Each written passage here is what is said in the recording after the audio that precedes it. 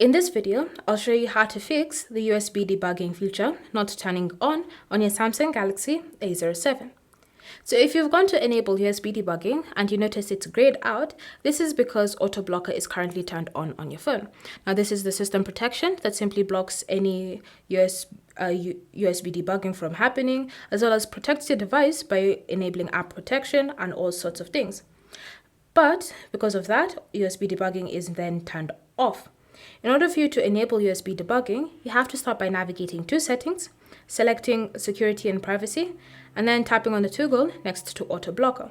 Confirm your choice, and now whenever you go to turn on USB debugging on your Galaxy A07, you can see it's no longer grayed out, and you can just tap on the toggle and it will be turned on. And so that is how you can fix USB debugging not turning on your Galaxy A07.